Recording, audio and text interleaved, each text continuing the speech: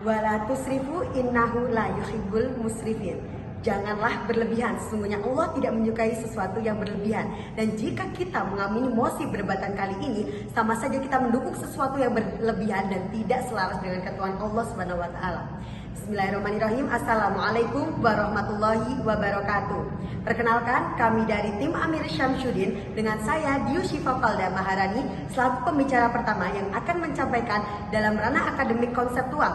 Adapun rekan saya Pungki Febrian selaku pembicara kedua yang akan menyampaikan dalam ranah yuridis dan normatif dan akan dielaborasi oleh pembicara ketiga kami Fajrian Syaputra yang akan menyampaikan dalam ranah sosiologis, empiris, dan studi komparatif. Dan untuk pertama kalinya kami menyatakan bahwasanya kami sangat tidak menyepakati mosi perdebatan kita pada hari ini. Sekian dan terima kasih. Wassalamualaikum warahmatullahi wabarakatuh. Salam konstitusi. Dunia akan musnah atau walaupun harus mengobarkan kebaikan, keadilan harus tetap ditegakkan. Assalamualaikum warahmatullahi wabarakatuh. Saya Yusifa Falda Maharani selaku pembicara pertama yang akan menyampaikan dalam ranah akademik konseptual. Dewan Juri yang terhormat, berdirinya suatu negara memiliki suatu tujuan untuk dapat memberikan kesejahteraan bagi masyarakat yang mendiami negara tersebut. Untuk mewujudkan kesejahteraan pada masyarakat tentu dibutuhkan sistem tata kelola yang baik. Salah satu wujud tata kelola pemerintahan yang baik adalah dengan membentuk jabatan-jabatan tertentu dalam rangka memaksimalkan pelayanan terhadap masyarakat. Salah satu jabatan yang dibentuk dalam rangka memberikan pelayanan terhadap masyarakat adalah jabatan kepala desa. Dewan Juri yang terhormat mengutip dari Undang-Undang Nomor 6 Tahun 2014 tentang desa memberikan dasar-dasar terkait tata kelola dalam pemerintahan desa. Termasuk dalam hal ini adalah yang berhubungan dengan masa jabatan kepala desa. Dalam undang-undang tersebut telah diatur bahwa masa jabatan kepala desa adalah selama 6 tahun dan maksimal dapat menjabat selama 3 periode. Akan tetapi beberapa waktu belakangan ini Asosiasi Kepala Desa seluruh Indonesia menuntut agar masa jabatan kepala desa ditambah menjadi 9 tahun dalam satu periode. Hal tersebut menurut kami tentu tidak selaras dengan konsep negara hukum dengan prinsip demokrasi. Dikarenakan dalam dua konsep tersebut menyatakan bahwa suatu jabatan haruslah dibatasi dan tidak boleh terlalu lama untuk menghindari kesewenang-wenangan dan penyalahgunaan kekuasaan.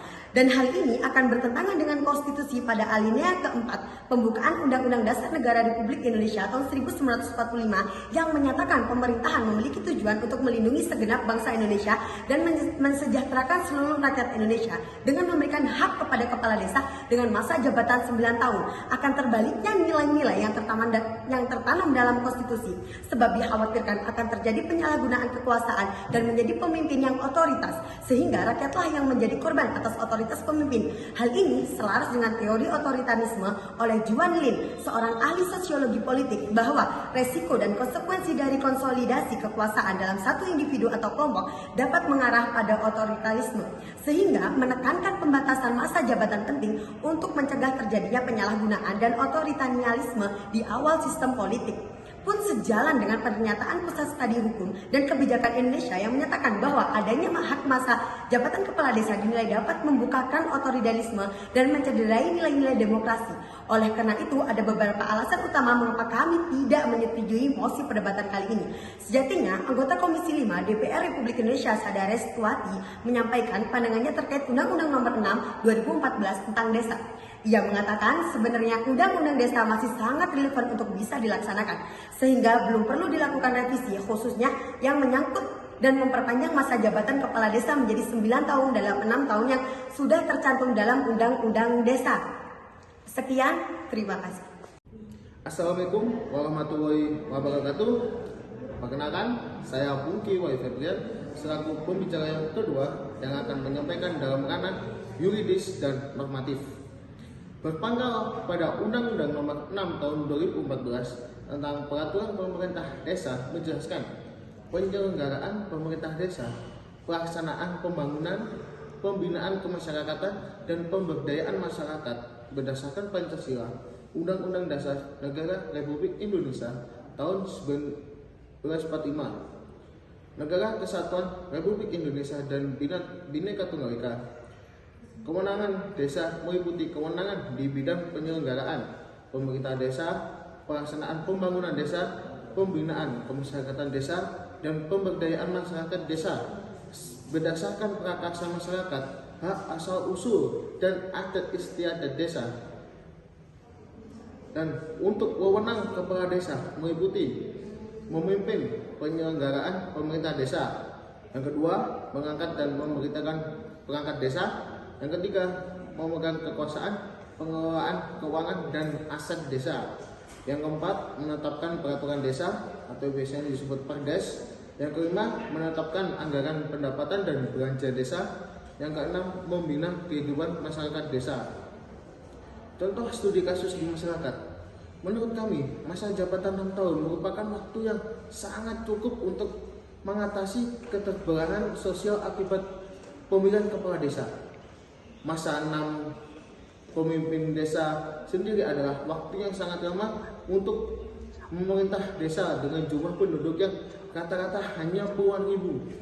Karena itulah persoalan substansinya lebih pada minimnya kemampuan leadership kepala desa dalam membangun dan mengatasi keterbelahan sosial. Jika persoalan substansi tersebut tidak diatasi, maka perpanjangan 9 tahun masa jabatan pun tidak bisa menjawab persoalan tersebut. Jika masalah substansinya tidak diatasi, maka kepala desa tidak akan mampu menjalankan program-programnya dengan baik yang sudah direncanakan, termasuk tidak mampu atasi program keterbelahan sosial itu. Jadi, solusinya bukan perpanjangan masa jabatan. Menurut data Indonesia Watch (IJW), pejabat desa yang dipilih rakyat dalam demokrasi harus diperkirakan agar terhindar dari kecenderungan otoritarian dan korup. Bayangkan 6 tahun saja sudah ada 686 kepala desa di Indonesia tersangka korupsi. Apalagi 9 tahun. Selain itu, menurut pasal 39 Undang-Undang Nomor 6 Tahun 2014 tentang Desa, disebutkan kepala desa dapat ikut pilkades selama 3 periode berturut-turut atau tidak berturut-turut. Kalau 9 tahun, berarti kepala desa bisa menjabat sampai 27 tahun. Hal tersebut berpotensi menimbulkan banyak korupsi. Oleh karena itu kami hadir dengan solusi, bukan hanya asumsi semata tanpa rekomendasi. Adapun rekomendasi yang kami berikan ialah: yang pertama, perlu adanya peningkatan kualitas pemimpin sesuai dengan regulasi. Yang kedua, perlunya peningkatan kualitas pendidikan politik di Indonesia. Yang ketiga, perlunya peningkatan kualitas demokrasi di Indonesia. Dan yang terakhir ialah perlunya peningkatan transparansi dan akuntabilitas dalam pemerintah di desa. Sekian dan terima kasih. Wassalamualaikum warahmatullahi wabarakatuh. Assalamualaikum warahmatullahi wabarakatuh. Saya, Fajrian Saputra, yang akan menyampaikan dalam ranah sosiologis, empiris, dan studi komparatif. Dewan Juri yang terhormat, isu penambahan masa jabatan kepala desa menjadi 9 tahun dapat menyebabkan masalah di masyarakat karena dapat menimbulkan berbagai implikasi negatif jika masa jabatan kepala desa menjadi 9 tahun. Maka akan menyeleweng dari etika politik di negeri ini. Dalam berpolitik, seseorang pemimpin hendaknya memperhatikan kepentingan masyarakatnya yang harus diutamakan di atas kepentingan pribadi maupun kepentingan kelompok. Hal tersebut seirama dengan pendapat James Miguel dalam teori kepemimpinan moralnya, bahwa seseorang pemimpin harus memiliki moralitas yang tinggi dan mampu memimpin dengan integritas dan kejujuran. Dengan tindak politik yang diambil haruslah didasarkan pada kepentingan publik dan bukan kepentingan pribadi ataupun kelompok.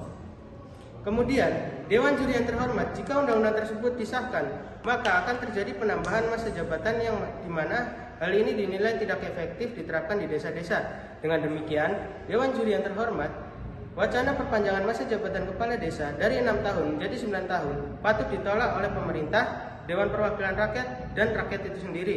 Selain bernuansa politis, dengan tukar guling, dukungan menuju konsentrasi pemilu 2024, usulan tersebut sama sekali tidak relevan dengan urgensi kebutuhan pembenahan desa.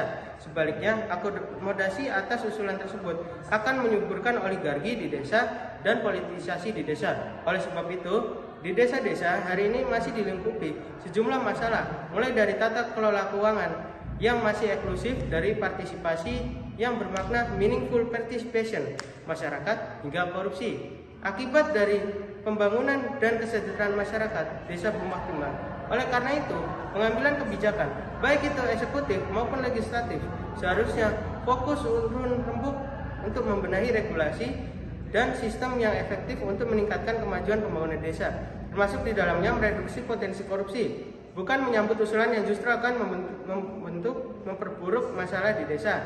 Tren penindakan korupsi yang dilansir Indonesian Corruption Watch atau biasa disingkat ICW setiap tahunnya menunjukkan fenomena yang mengkhawatirkan terkait dengan desa. Korupsi di level konsisten menempati posisi pertama sebagai sektor yang paling banyak ditindak atas kasus korupsi oleh aparat penegak hukum sejak tahun 2015 sampai 2021. Sepanjang 7 tahun tersebut terdapat 592 kasus korupsi di desa dengan nilai kerugian mencapai 433,8 miliar. Korupsi yang makin meningkat di desa berjalan beriringan dengan peningkatan alokasi dana yang cukup besar untuk membangun desa. Sejak 2015 sampai tahun 2021, 400,1 triliun dana desa telah digelontorkan untuk keperluan pembangunan desa, baik dalam hal pembangunan fisik maupun sumber daya manusia, melalui program pengembangan masyarakat dan penanganan kemiskinan ekstrim. Korupsi yang terjadi di desa akan berdampak pada kerugian yang dialami langsung oleh masyarakat desa. Hal ini perlu menjadi perhatian utama pemerintah. Hingga saat ini belum ada solusi dan langkah pencegahan efektif untuk menekan korupsi di desa. Dewan Juri yang terhormat, gejala melanggengkan kekuasaan kerap dimunculkan sejumlah kelompok belakangan waktu terakhir. Modelnya pun beragam, mulai dari penundaan pemilu, menambah masa jabatan presiden, hingga menambah periode waktu atas kepemimpinan masa jabatan kepala desa. Atas dasar itu, ide untuk merevisi Undang-Undang Desa dengan substansi terkait perpanjangan masa jabatan kepala desa patut dicurigai sebagai agenda terselubung dalam kelompok tertentu. Lepas dari itu, alasan bahwa 6 tahun dinilai tidak cukup membangun desa karena adanya menimbulkan ketegangan dan polarisasi masyarakat pasca Pilkades bukan alasan tepat untuk dijadikan sebagai justifikasi memperpanjang jabatan kepala desa. Solusi atas persoalan ini adalah pembenahan pada sektor Pilkades yang diketahui transpolarisasi atau rentan jual beli suara serta konflik. Alih-alih menjegal urusan tersebut, perpanjangan masa jabatan, sinyal positif justru ditunjukkan sejumlah partai politik dan politisasi DPR. Tidak mengherankan, sebab ada ceruk suara besar yang dapat dimanfaatkan untuk kepentingan politik praktis di desa. Atas dasar itu, kami mendesak agar pembentukan UU secara tegas menolak usulan ganjil ini dan menghentikan wacana perpanjangan masa jabatan kepala desa. Dewan Juri yang terhormat, dengan solusi efektif dan aplikatif yang kami gagas sekarang, tentunya hal tersebut dapat mencapai kemanfaatan hukum. Hal ini seirama dengan pendapat Sudipno dalam teori hukumnya bahwa salah satu fungsi hukum haruslah memberikan manfaat. Sekian, terima kasih.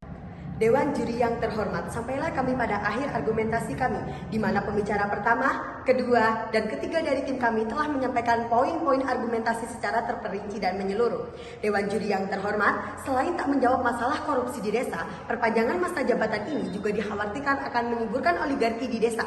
Keberadaan dinasti politik di desa-desa sudah menjadi rahasia umum. Kekuasaan di desa seringkali hanya dipegang oleh satu keluarga atau satu kelompok yang sama selama bertahun-tahun. Apabila masa jabatan kepala desa ditambah, maka besar kemungkinannya demokrasi di desa akan semakin tidak sehat.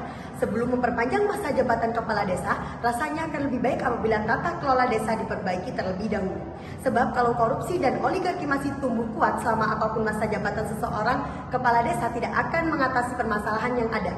Dan mengapa kita masih tidak menyetujui mosi perdebatan kita kali ini? Karena senada dengan yang disampaikan anggota Komisi 2 DPR Republik Indonesia, Mardani Alisera. Ia berpendapat perpanjangan masa jabatan kepala desa menjadi 9 tahun dan bisa dipilih sebanyak 3 periode, dikhawatirkan akan terjadi fenomena pemerintahan yang korupsi.